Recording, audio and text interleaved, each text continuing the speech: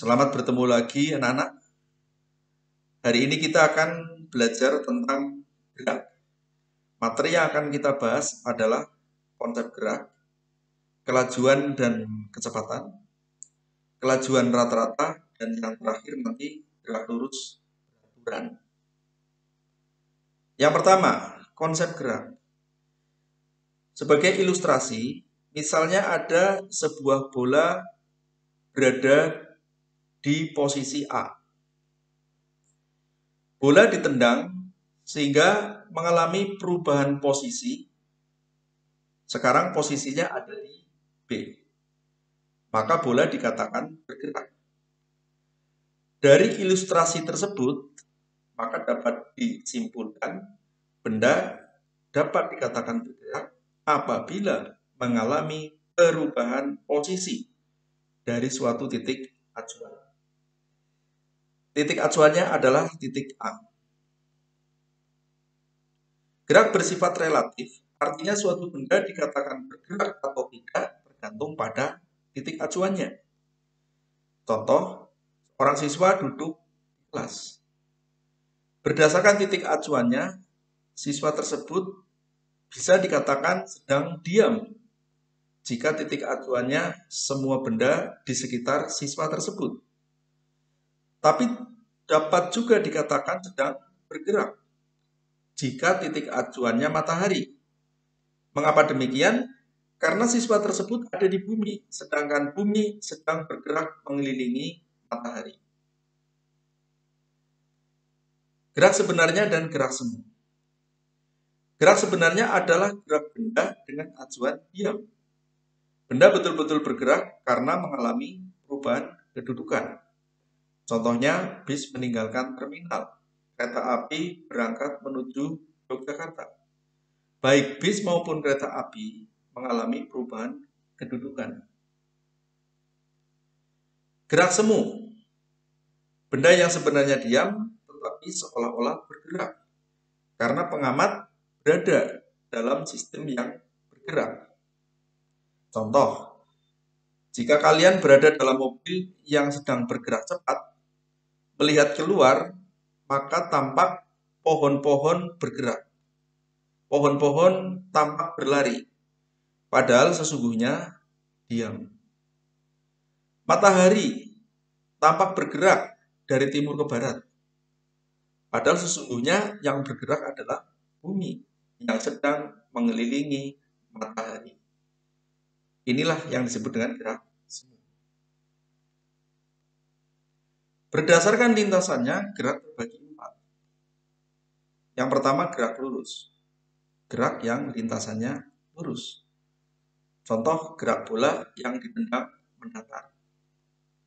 Gerak buah yang jatuh dari pohonnya.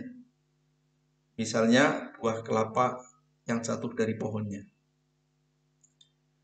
Gerak lereng menuruni bidang miring. Yang kedua, gerak melingkar. Gerak yang lintasannya berupa lingkaran. Contohnya, biang lala. Ya. Kalian, saya yakin ada yang pernah naik biang lala. Biang lala bergerak berputar. Jarum jam, roda, kemudian bulan mengelilingi bumi. Juga gerakannya melingkar. Jadi inilah 4 contoh gerak melingkar. Gerak yang lintasannya berupa lingkaran. Yang ketiga, gerak parabola. Gerak yang lintasannya berupa parabola. Contohnya bola yang ditendang melambung. Lintasannya parabola. Bola basket yang dilempar, ini juga gerakannya adalah parabola. Yang keempat, gerak tidak beraturan. Contoh yang mudah, gerak jatuhnya daun dari tangkainya. Itulah anak-anak gerak berdasarkan lintasannya. Pada gerak nanti ada istilah jarak dan perpindahan. Jarak merupakan panjang lintasan yang ditempuh benda, sedangkan perpindahan merupakan perubahan kedudukan suatu benda. Keduanya berbeda. Di mana perbedaannya kita lihat pada contoh berikut ini. Seorang anak berjalan dari A ke B, ke C, ke D dengan lintasan seperti pada gambar. Berapa jarak dan perpindahan dari A ke C? Jaraknya dulu. Jarak dari A ke C, berarti jarak AB ditambah jarak BC. Ketemu 7 meter. Sedangkan perpindahannya dari A ke C sama saja panjang diagonal dari A ke C. Gunakan rumus Pythagoras, akar 4 kuadrat ditambah akar 3 kuadrat. Ketemunya 5 meter. Berikutnya, berapakah jarak dan perpindahan dari A ke D? Jarak dari A ke D, kalau kita lihat gambar, berarti jarak AB ditambah jarak BC ditambah jarak CD. Ketemunya 11 meter. Sedangkan perpindahannya dari A ke D, berarti A ke D itu berapa? B ke C, yaitu 3. Inilah soal yang menggambarkan adanya perbedaan antara jarak dengan perpindahan. Kecuali lintasannya lurus, maka jarak dengan perpindahan besarnya sama. Kalian sudah bicara atau belajar tentang jarak dan perpindahan. Sekarang kita belajar tentang kecepatan dan kelajuan. Kecepatan adalah perpindahan persatuan waktu. Kecepatan merupakan besaran vektor. Kelajuan adalah jarak tempuh persatuan waktu. Kelajuan merupakan besaran skalar. Apa itu besaran vektor? Besaran yang memiliki besar dan arah. Sedangkan besaran skalar, besaran yang memiliki besar saja. Satu contoh misalnya, kalian pindah rumahnya. Pindahnya berapa meter, arahnya kemana? Nah, ini yang dimaksud dengan besaran vektor. Pada lintasan lurus, kecepatan besarnya sama dengan kelajuan, karena jarak dan perpindahan sama besar. Rumus kelajuan V sama dengan S per T. V kelajuan, S jarak, dan T waktu. Ya. Berikutnya, kecepatan. Rumusnya sedikit berbeda. Ada panah di atas tanda V. Sama dengan delta S dibagi T. Ya. V kecepatan, delta S perpindahan, T waktu. Satuan kecepatan selain meter per second, ada juga kilometer per jam. Kalian harus bisa merubah dari meter per second menjadi kilometer per jam, atau sebaliknya dari kilometer per jam menjadi meter per second. Satuan yang lain, not, match, ya. Alat ukurnya untuk kelajuan adalah speedometer. Saya yakin kalian sudah pernah melihat speedometer seperti pada gambar. Kemudian alat pengukur kecepatan velocity meter. Yang lebih lengkap lagi yaitu GPS, karena dapat menginformasikan letak, kecepatan, arah, dan waktu secara akurat. Ini gambarnya. Kelajuan saya berikan 2 contoh soal. Contoh yang pertama, Valentino Rossi memacu motornya dengan kelajuan 324 km per jam selama 10 menit. Berapa jarak yang diketahui harus kamu tulis. 324 km per jam sama dengan 90 meter per second. 10 menit sama dengan 600 second. Kalau dirubah jadi jam, 10 menit sama dengan 1/6 jam. Ya. Berikutnya, S ditanyakan. Ya, S ditanyakan. V sama dengan S per T. Kalau kita ubah, S sama dengan V kali T. Rumus ditulis saat mengerjakan soal. 90 kali 600 ketemu 54.000 meter. Atau 54 kilometer. Bisa juga kita pakai satuan yang lain. Ketemunya sama. Ya, ini adalah contoh yang pertama. Mudah-mudahan kalian paham. Kita lihat contoh yang kedua. Seorang pembalap sepeda menempuh jarak 144 km dan bergerak dengan kelajuan 72 km per jam. Berapa waktu yang dibutuhkan? Diketahui kamu tulis S, V, ya, ditanyakan T.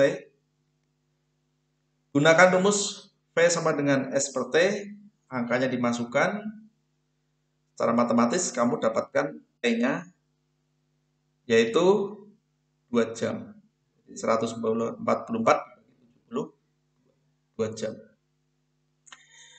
Ya, 2 contoh saya kira cukup untuk latihan ya. Memahami kelajuan. Berikutnya kelajuan rata-rata.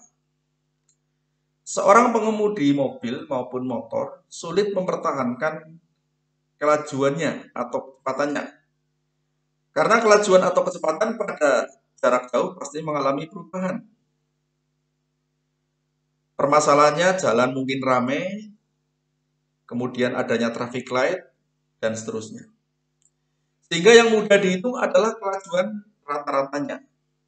Sebagai gambaran, ini sebuah mobil dari keadaan diam, ya, setelah 2 detik kelajuannya 5 meter per second.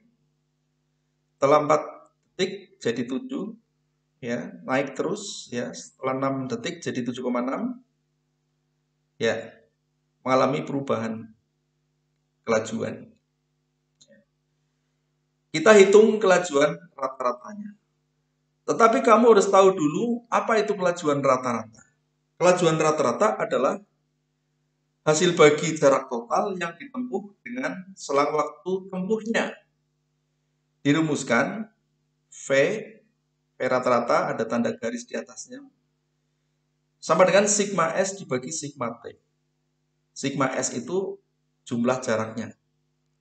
Sigma T jumlah waktu tempuhnya. Jadi sigma S jarak tempuh total, sigma T waktu tempuh total. V kelajuan rata-rata. Contohnya, saya berikan satu. Seorang pembalap dalam waktu 50 menit yang pertama menempuh jarak 80 km. 40 menit yang kedua menempuh jarak 40 km. Berapa kelajuan rata-rata pembalap tersebut? Diketahui sigma T-nya adalah 50 ditambah 40, 90 menit atau 1,5 jam. Sigma S-nya 80 ditambah 40. Maka menggunakan rumus kelajuan rata-rata 120 dibagi 1,5, kita dapatkan 80 km per jam. Itulah gambaran soal tentang kelajuan rata-rata. Di laboratorium kalian bisa mempraktekkan gerak untuk menghitung kelajuan sesaat. Biasanya kita menggunakan alat ticker timer, alat ukur kelajuan sesaat yang biasa digunakan di laboratorium.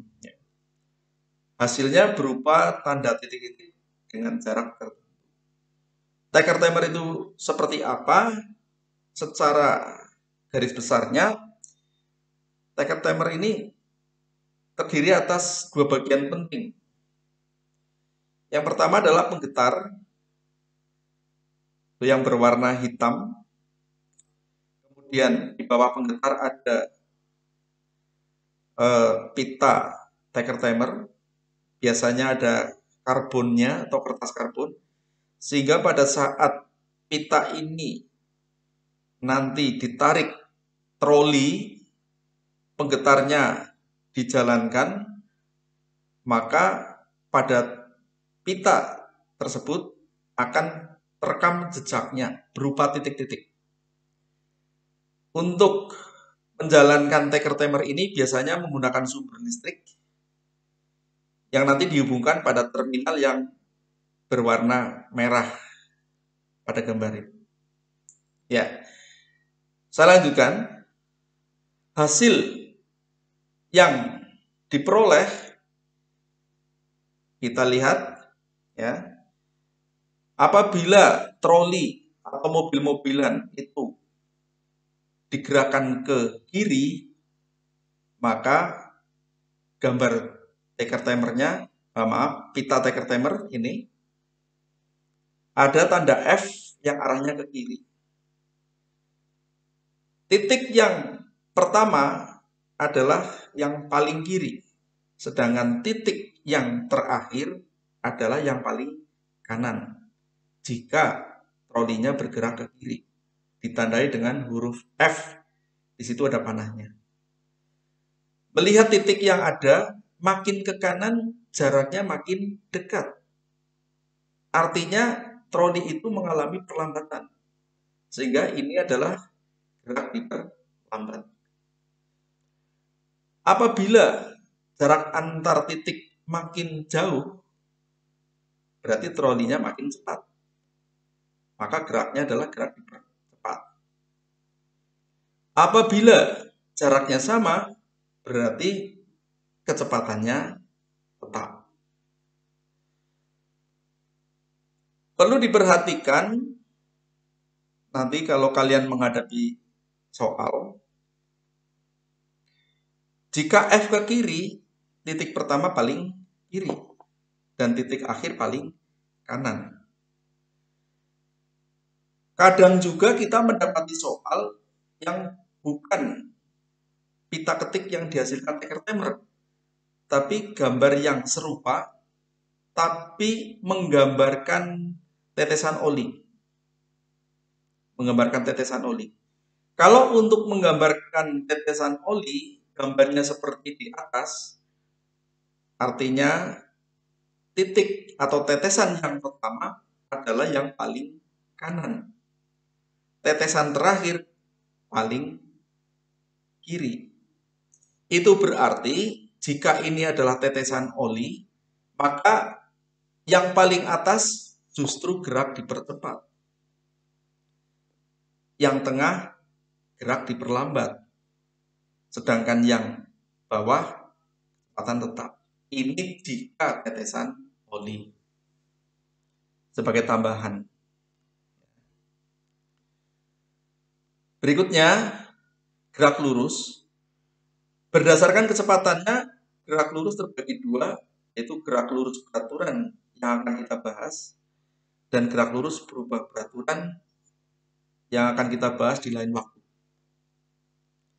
Gerak lurus beraturan adalah gerak suatu benda yang lintasannya lurus dengan kecepatan tetap. V tetap. Contoh, gerak lereng di bidang datar yang licin. Contoh yang lain bisa saja terjadi pada saat naik kereta api di rel yang lurus. Atau naik mobil di jalan tol yang lurus. Asal kecepatannya tetap, maka termasuk gerak lurus beraturan. Sebagai gambaran, ada beberapa posisi ya, di A maupun di B, C dan D serta E kecepatannya sama 4 meter per second.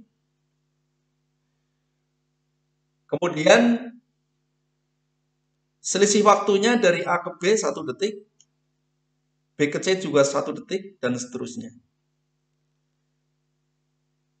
Jarak yang ditempuh dengan kecepatan yang sama, maka jaraknya pun sama. Sehingga untuk gerak lurus beraturan dalam selang waktu yang sama menempuh jarak yang sama. Untuk gambar di atas, selang waktunya adalah 1 second. Kemudian jarak yang ditempuh 4 meter selama 1 second. Ini gambaran dari gerak lurus beraturan. Grafik gerak lurus beraturan bisa kita tampilkan grafik V terhadap T. Di sini digambarkan bahwa pita ketik dari hasil tiker timer itu kita potong pada 4 titik yang sama. Maka jika dipasang secara vertikal seperti itu, grafiknya adalah atau menghasilkan grafik yang mendatar. Ini menunjukkan bahwa jarak yang sama dalam waktu yang sama, ya, berarti kecepatannya sama. Jadi grafik yang digambarkan dengan garis merah itu adalah grafik kecepatan yang besarnya tetap. Untuk grafik S terhadap T, posisi awal 0, S0 sama dengan 0, grafiknya adalah membentuk sudut seperti ini. Dan jika S0-nya tidak sama dengan 0, ada sedikit perbedaan. Bisa dilihat pada grafik yang kanan. Rumus pada gerak lurus beraturan hanya ada satu rumus, V sama dengan S per T, ya, dengan ketentuan sama, V kecepatan, S perpindahan atau jarak, T waktu tempuh. Contoh, Leodra berlari cepat dari alun-alun ke SMP 1 yang jaraknya 300 meter selama 0,5 menit. Berapa kelajuan Leodra saat berlari? Diketahui S dan T-nya. Yang ditanyakan kelajuan V. Karena lurus bisa juga dikatakan kecepatan. V sama dengan S per T. 300 dibagi 60.